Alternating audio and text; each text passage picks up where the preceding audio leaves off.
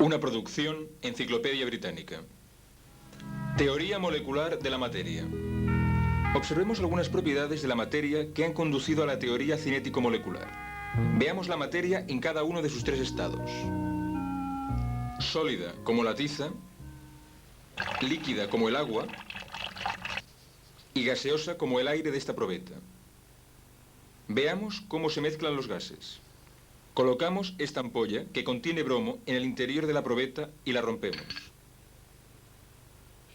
Por el color notaremos que el vapor de bromo se difunde lentamente en el aire.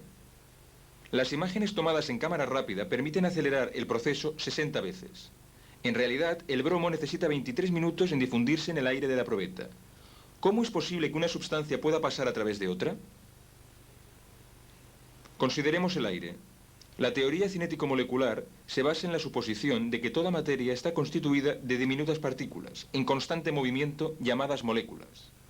En un gas, las moléculas están muy separadas y se mueven con gran libertad. En nuestra probeta hemos dejado que las moléculas de bromo se difundan entre las moléculas de aire, que obstaculizan al bromo, y por ello la difusión es muy lenta. Si nuestra hipótesis es correcta, podremos hacer predicciones que concuerden con las observaciones. Supongamos que no haya moléculas de aire que frenen en la probeta. ¿No se difundiría el bromo más rápidamente? Probamos esta predicción extrayendo el aire. Ahora el bromo llena la probeta instantáneamente, como predecíamos. Supusimos que las moléculas están en movimiento. Para comprobarlo, introducimos humo en el aire y a través del microscopio vemos las partículas de humo en movimiento. Estas son golpeadas por las moléculas de aire que son demasiado pequeñas para poderlas ver. Este movimiento se llama movimiento browniano. Pero aunque las moléculas tienen un tamaño y peso muy pequeño, su número es infinitamente mayor de lo que podemos representar aquí. En 1 centímetro cúbico de aire hay tantas moléculas como granos de sal de mesa en un cubo de 1 kilómetro de lado.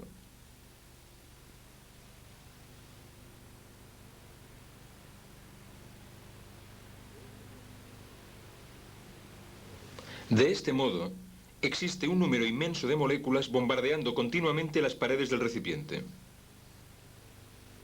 Lo ilustraremos con pequeñas esferitas en un cilindro con un émbolo móvil.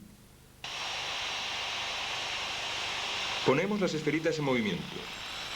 Cada una muy ligera comparada con el émbolo, pero su velocidad y la frecuencia de sus impactos produce una presión continua suficiente para levantarlo.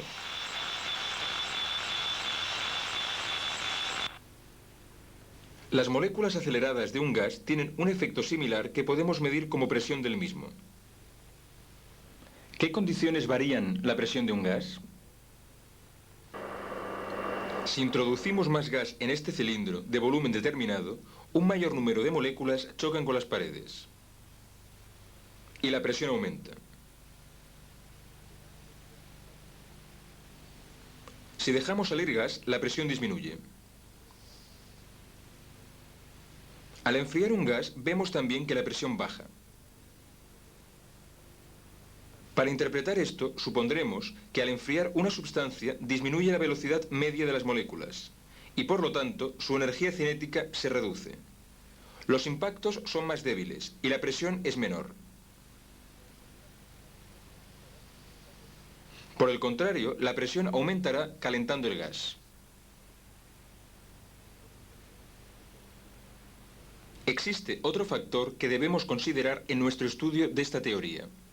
Cualquier materia se atrae con cualquier otra materia, por lo que cada molécula se atrae con todas sus vecinas.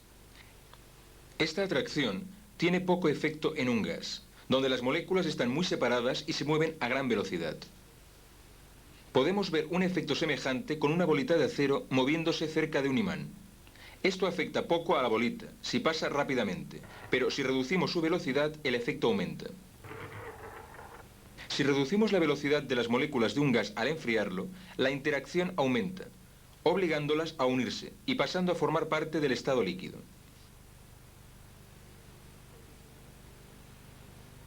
Este es el proceso de una condensación que podemos observar enfriando vapor de agua. Un número determinado de moléculas ocupan en estado gaseoso un volumen mucho mayor del que ocupaban en estado líquido.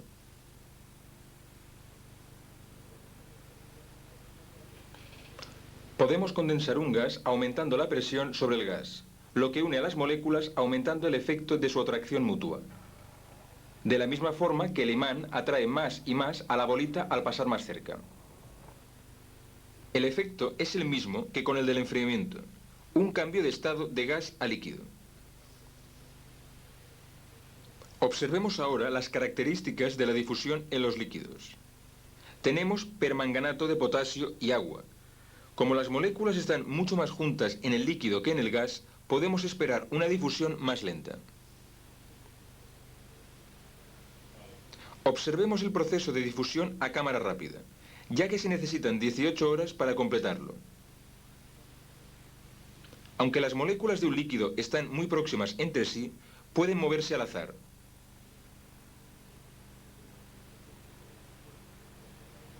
El movimiento browniano de las esporas suspendidas en el agua evidencia dicha capacidad. Se agitan constantemente al ser golpeadas por las moléculas del líquido. Ahora observaremos un cambio del estado líquido al sólido. Enfriamos este hiposulfito fundido y vemos que se forman cristales. Las moléculas del sólido no están necesariamente más próximas unas a otras que las del líquido, pero no pueden moverse al azar. Las fuerzas de atracción las mantienen unidas en una estructura fija. Obsérvese la forma simétrica de los cristales. Pero incluso en un sólido persiste algún tipo de movimiento que aumenta su amplitud al calentar el sólido, en este caso hielo. La energía cinética de las moléculas aumenta. Finalmente, el movimiento llega a ser tan enérgico que vence a las fuerzas de atracción. Ahora, las moléculas se mueven al azar y el sólido se ha convertido en líquido. Observemos que mientras el hielo se funde, la temperatura permanece constante en el punto de fusión, puesto que la energía calorífica que suministramos se consume para romper la fuerza de atracción. La energía cinética de las moléculas no aumenta. Solo cuando el hielo está fundido, la temperatura sube, si continuamos calentándolo. Otra vez, suspendemos esporas en el agua y vemos la aceleración del movimiento molecular al ir subiendo la temperatura de 20 grados centígrados a 70 grados centígrados. Algunas de las moléculas con más energía pueden liberarse de las demás al alejarse de la superficie del líquido. Esto es la evaporación, y su efecto es enfriar el líquido restante, puesto que la pérdida de moléculas de alta energía hacen descender la energía media y, por consiguiente, la temperatura. Si extraemos fuera el aire y dejamos evaporar el agua, rápidamente el líquido pierde tanto calor que llega a congelarse.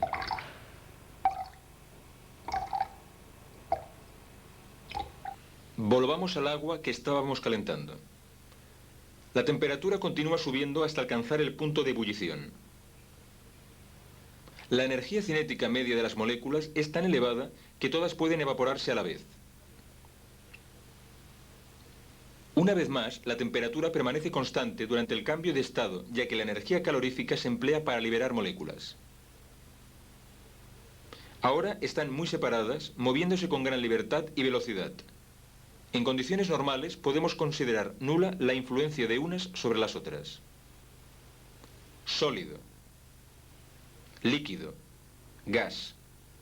Los tres estados de la materia parecen completamente diferentes a nuestros sentidos. Sin embargo, las diferencias que hemos visto se deben simplemente a movimientos moleculares distintos. La materia, en sus tres estados, puede considerarse compuesta de pequeñas partículas en movimiento. Esta es la suposición fundamental de la teoría cinético-molecular.